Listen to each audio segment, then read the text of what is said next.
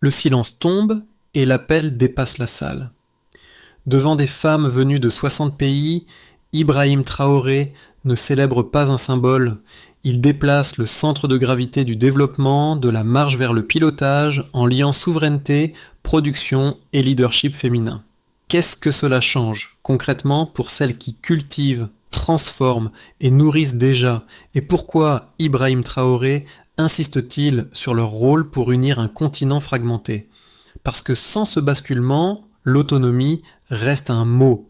La promesse de ce récit est simple, mais exigeante. Comprendre ce que cet appel change réellement, au-delà de la scène et des formules. Pour le public, le bénéfice est clair.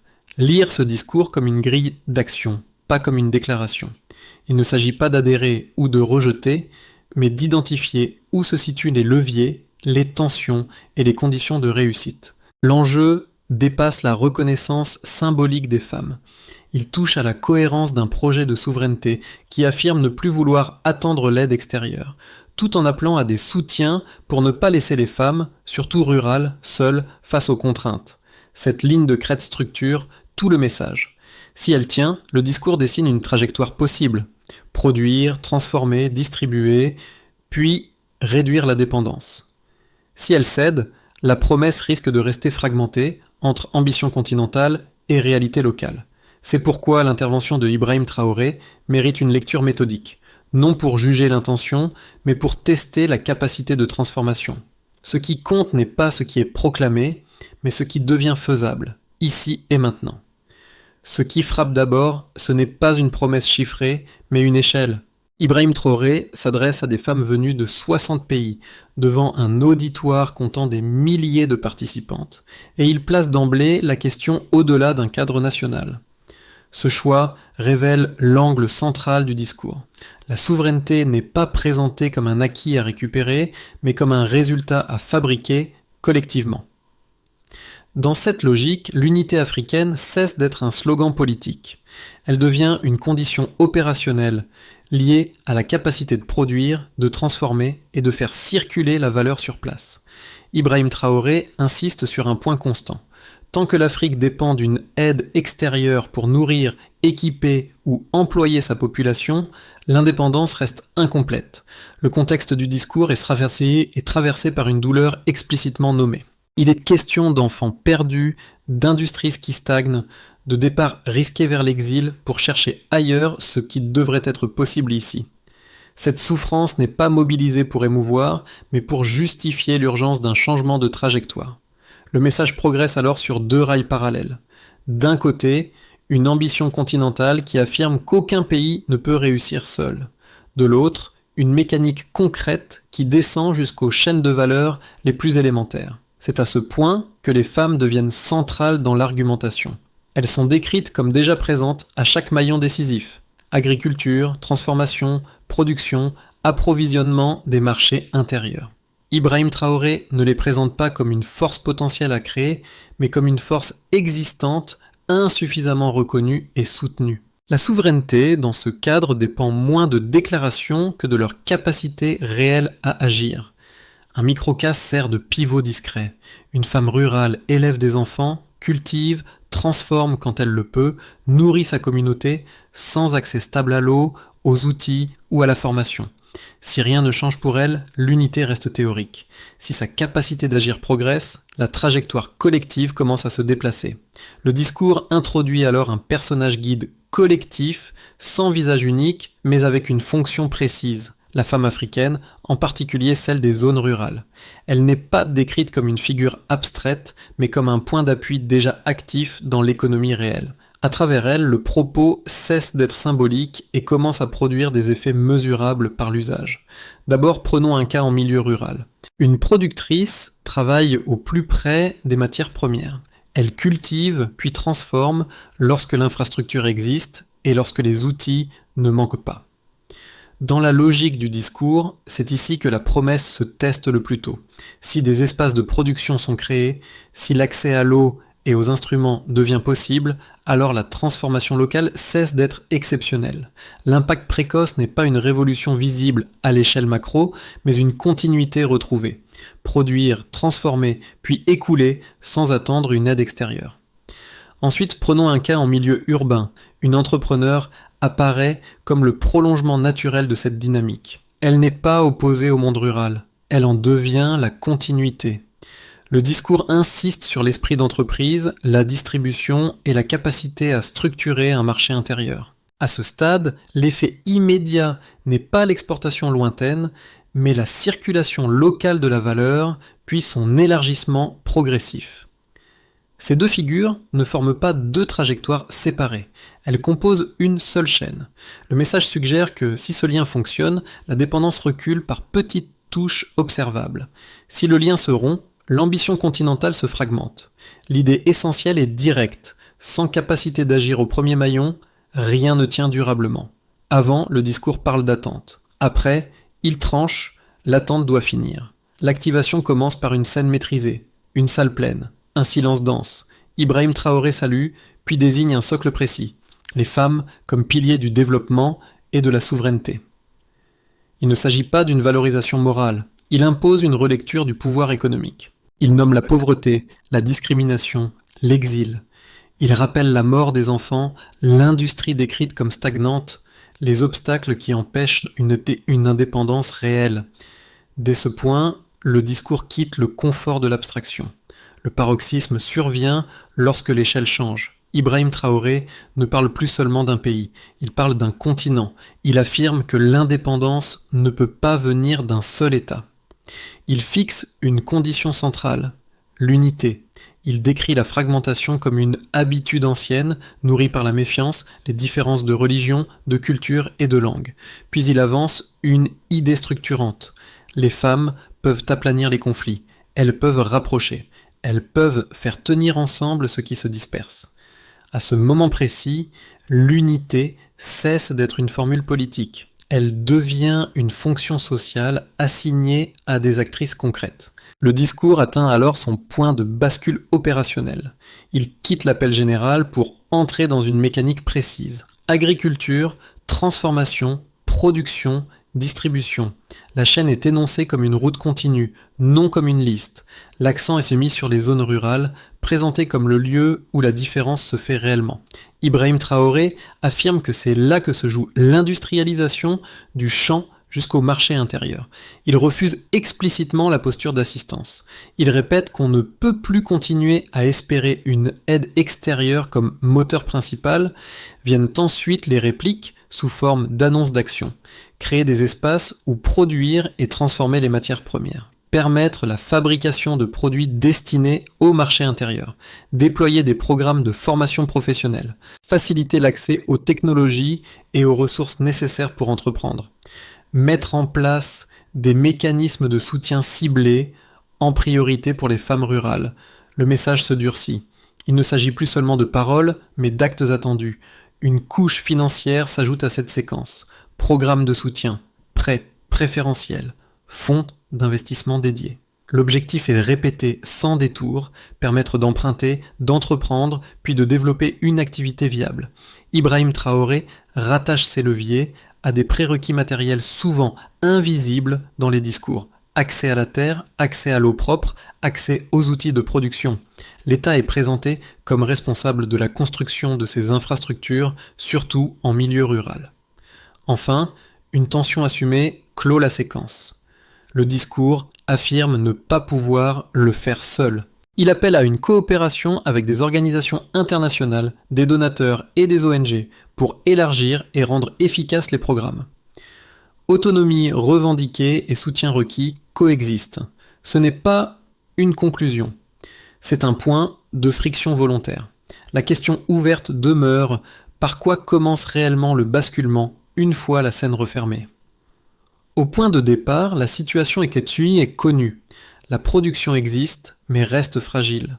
Le déplacement proposé vise à transformer cette base dispersée en capacité durable. Le discours ne s'appuie pas sur une accumulation de statistiques. Il avance plutôt des repères vérifiables, conçus comme des indices de sérieux. Le premier repère est l'échelle humaine et géographique. 60 pays sont cités comme horizon d'écoute et de coordination. Cette mesure ne dit rien de l'impact en soi, mais elle indique une ambition pensée pour dépasser le cadre national et tester la cohérence à grande échelle. Plus l'auditoire est large, plus la promesse devient exigeante, car elle appelle des mécanismes capables de fonctionner dans des contextes très différents. Le deuxième repère concerne le volume humain évoqué. Le discours parle de milliers de femmes présentes et concernées. Là encore, le chiffre est volontairement large. Il sert à rappeler que l'enjeu n'est pas marginal. Il s'agit d'un changement qui, s'il se produit, touche des masses critiques et non des projets pilotes isolés. Cette ampleur transforme la question. On ne juge plus une intention, mais la capacité à organiser, former et équiper à grande échelle sans perdre en efficacité.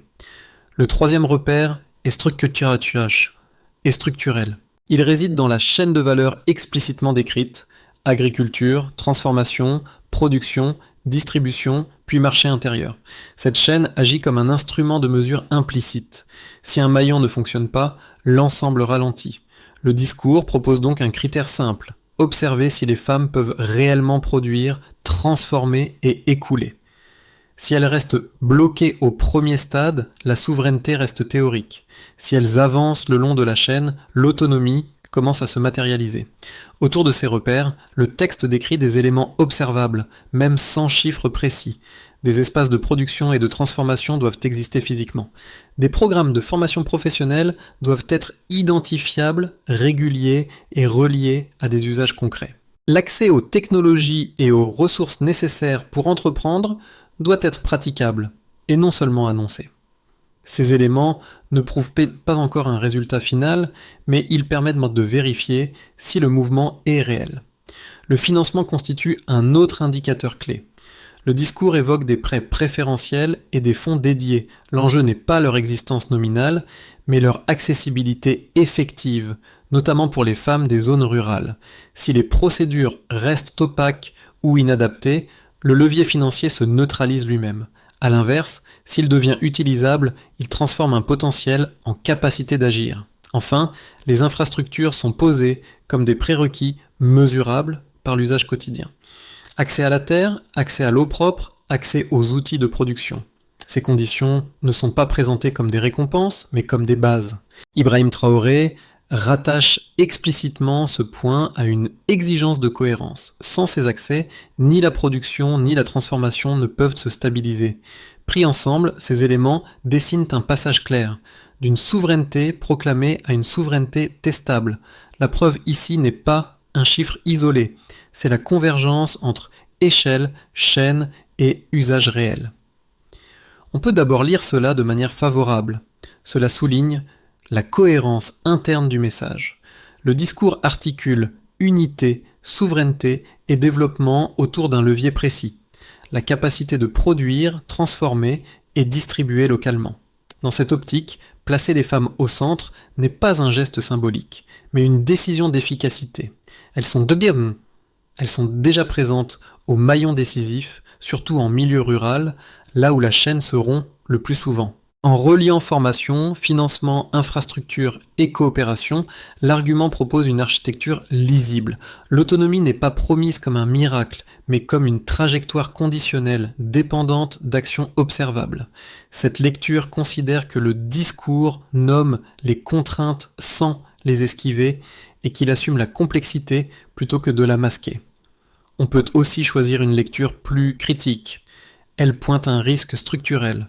Le discours affirme qu'il ne faut plus attendre l'aide extérieure tout en appelant explicitement à des soutiens de gouvernements, d'organisations internationales et d'ONG. Cette coexistence peut être lue comme une contradiction. À cela s'ajoute une autre tension. L'appel à l'unité se heurte aux divisions que le texte lui-même décrit. Fragmentation, méfiance, différences culturelles, religieuses et linguistiques. Confier aux femmes la mission d'aplanir les conflits peut apparaître comme un transfert de responsabilité excessif qui charge un groupe social d'une tâche dépassant la sphère économique. Enfin, l'absence de chiffres précis peut nourrir le doute sur la capacité à passer des paroles à l'exécution. La réponse, en restant strictement ancrée dans le contenu source, tient en 3 points. D'abord, la tension entre autonomie et soutien n'est pas dissimulée. Elle est posée comme une phase de transition. Le discours ne nie pas la dépendance actuelle, il cherche à la réduire sans abandonner les actrices les plus exposées en chemin. Ensuite, l'unité n'est pas présentée comme une harmonie immédiate, mais comme une pratique à construire par des réseaux, des formations et des coopérations concrètes. Enfin, l'absence de statistiques est compensée par des critères vérifiables. Existence d'espaces de production, de formation, de mécanismes financiers utilisables et d'infrastructures accessibles. Ainsi, le débat ne porte pas sur l'intention, mais sur l'exécution. Tout se joue dans la capacité à transformer une architecture discursive en gestes répétés, visibles et cumulables. La souveraineté se mesure au terrain. À mi-parcours, le discours opère un retournement discret mais décisif. La femme rurale n'est plus seulement une figure valorisée. Elle devient un indicateur, un test de réalité. Si sa capacité d'agir progresse, alors la souveraineté avance. Si elle reste bloquée, tout le reste ralentit, quelles que soient les déclarations. Ce déplacement change la lecture de l'ensemble. L'unité cesse d'être évaluée par des sommets ou des proclamations. Elle se vérifie dans la continuité d'une chaîne concrète, produire, transformer, distribuer. Là où les contraintes sont les plus dures, le message situe désormais le point de vérité. Accès à l'eau, à la terre, aux outils, à la formation. Ce sont ces conditions qui déterminent si la promesse tient ou se dissout. Ibrahim Traoré insiste alors sur une articulation rarement formulée aussi clairement. L'Afrique ne peut pas construire une base industrielle solide si celles qui sont déjà au contact des ressources restent privées des moyens d'agir. À cet endroit précis, l'indépendance cesse d'être abstraite. Elle devient conditionnelle, observable, réversible. Ce milieu de parcours n'ajoute pas un nouvel objectif. Il change le critère d'évaluation. La question n'est plus de savoir si l'appel est juste, mais où regarder pour savoir s'il fonctionne. Le centre de gravité s'est déplacé. Il ne se trouve plus sur la scène, mais dans l'usage quotidien. À partir de ce point, le discours cesse d'être une architecture générale. Il se décline en effet différencié, selon la place occupée dans la société. La promesse se juge alors par ses conséquences pratiques, visibles pour 4 groupes distincts. Du côté des gouvernements et institutions publiques, la première conséquence est une obligation de cohérence. Annoncer des programmes implique de produire des mécanismes qui fonctionnent sur le terrain, surtout hors des capitales. Cela signifie créer des espaces de production et de transformation réellement utilisables, soutenir la formation professionnelle et garantir l'accès aux technologies nécessaires pour entreprendre. L'appel à l'unité transforme aussi la question en test politique. Réduire la fragmentation ne se décrète pas. Elle se construit par des cadres qui rendent la coopération praticable. Dans cette logique, Ibrahim Traoré place l'action publique face à un critère simple. Ce qui est promis doit devenir observable.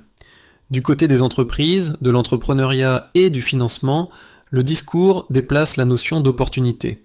Il ne s'agit plus seulement de créer des activités isolées, mais de consolider une chaîne de valeur complète, du produit agricole à la transformation, puis à la distribution. Les prêts préférentiels et les fonds dédiés sont présentés comme des leviers à condition d'être accessibles et compréhensibles. Les acteurs urbains sont implicitement invités à jouer un rôle de continuité du rural en structurant le marché intérieur avant de viser plus large. Sans compétences, sans ressources et sans infrastructures, le capital seul ne suffit pas et le risque d'écart entre promesses et résultats augmente. Du côté des citoyennes et des citoyens, surtout en milieu rural, l'effet annoncé est d'abord une revalorisation du travail invisible. Les femmes ne sont plus décrites comme des bénéficiaires passives, mais comme des décideuses économiques. Concrètement, cela signifie que produire et transformer peut devenir une source de revenus et de stabilité, à condition d'avoir accès à l'eau, aux outils et à une formation utilisable. Le discours implique aussi un déplacement social. Accepter que les femmes occupent pleinement l'espace économique et public, ce qui suppose de lever des barrières anciennes. Réduire l'exil risqué devient alors un indicateur indirect de crédibilité. Du côté de la région, de la coopération continentale et des partenaires, la conséquence est une logique de réseau. Coopération entre pays, entre organisations et entre femmes de différents contextes.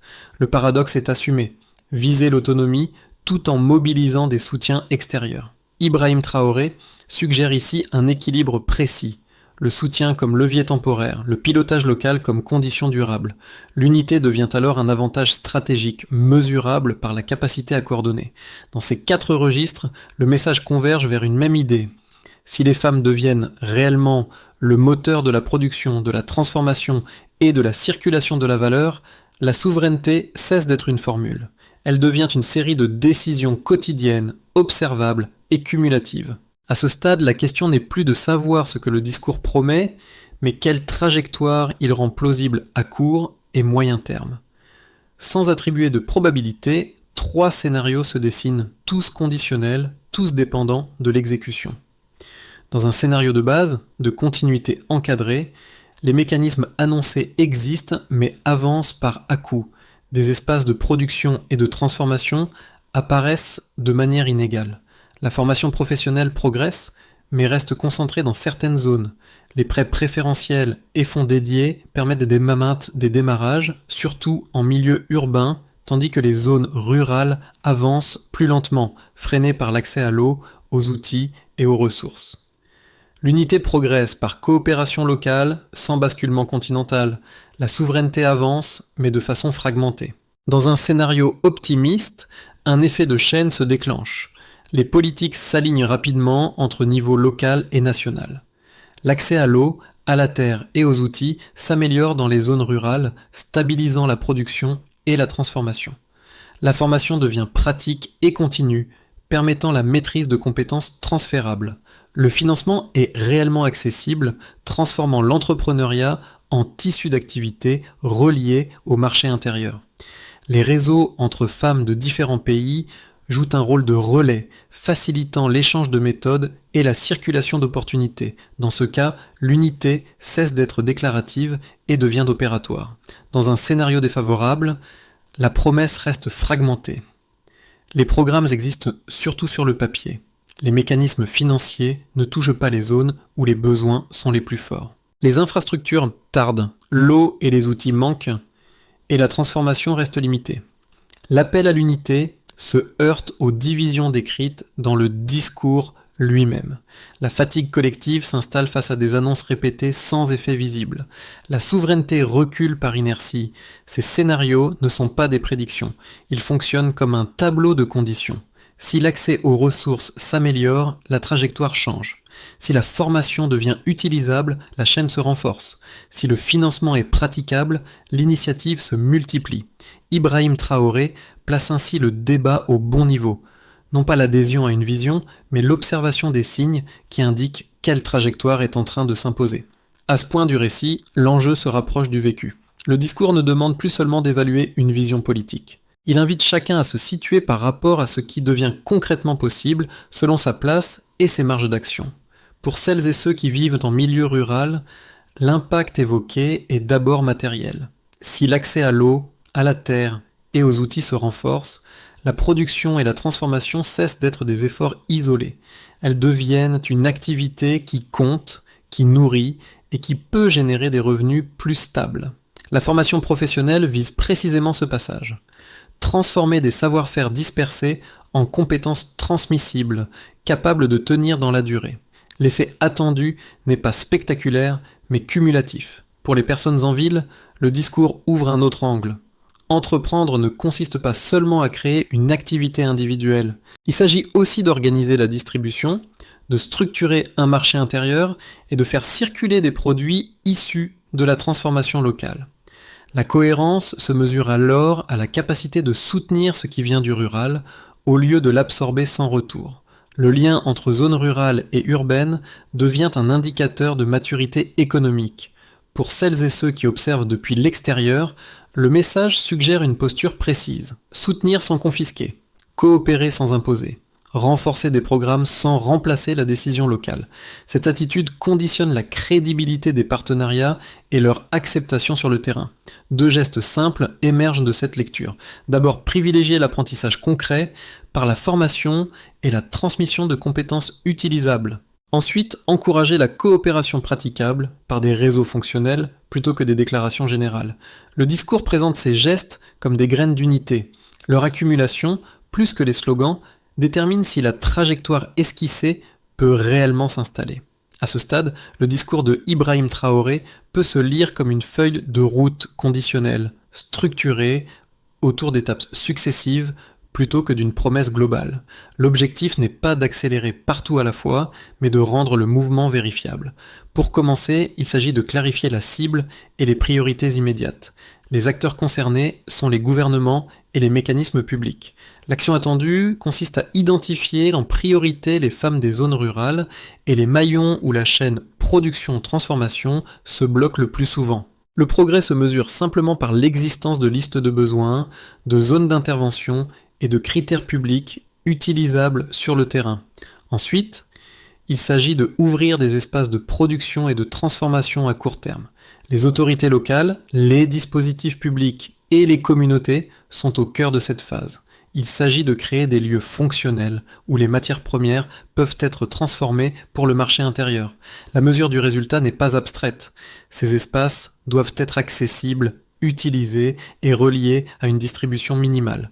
Après cela, il s'agit de déployer la formation professionnelle de manière continue. Les centres de formation, les programmes publics et les partenaires sont impliqués.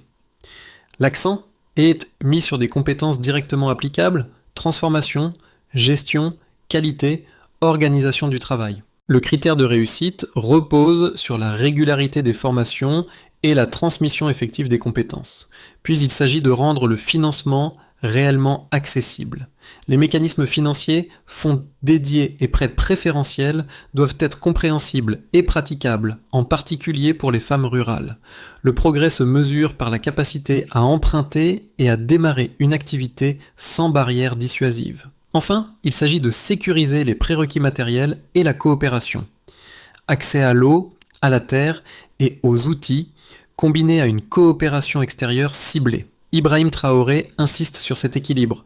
Autonomie visée, soutien mobilisé, sans dilution du pilotage local. On revient alors au personnage guide du début. Cette femme qui travaille au plus près de la terre, qui cultive, transforme, nourrit, souvent sans reconnaissance proportionnée à son rôle. Dans le récit, elle n'était pas un symbole décoratif. Elle était un point de vérité. Tout ce qui a été dit depuis s'y rattache désormais. Si son accès à l'eau s'améliore, la production se stabilise.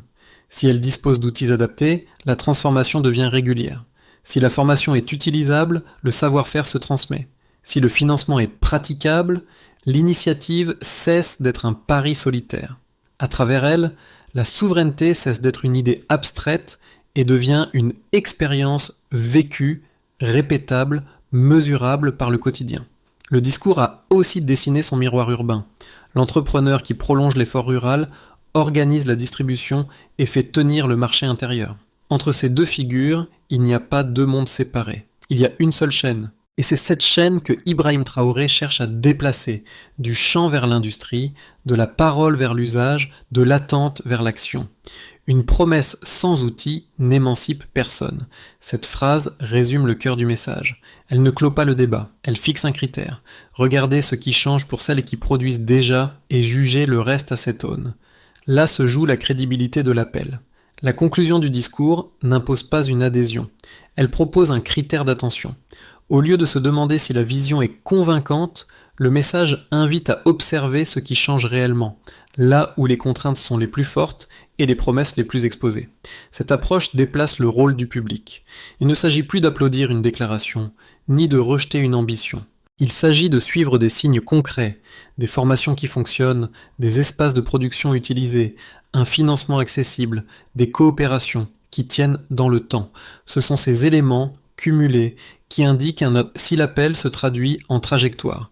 À ce niveau, chacun peut situer son regard. Certains observeront l'accès aux ressources, d'autres regarderont la circulation de la valeur entre zones rurales et urbaines. D'autres encore suivront la qualité des coopérations et leur capacité à durer sans imposer. La question finale reste volontairement ouverte et elle ne demande pas une réponse idéologique. Quel levier vous paraît le plus décisif pour que cette promesse devienne tangible? La formation, le financement, les infrastructures ou la coopération? Et quels signes concrets vous convaincraient que le mouvement est réellement en train de s'installer?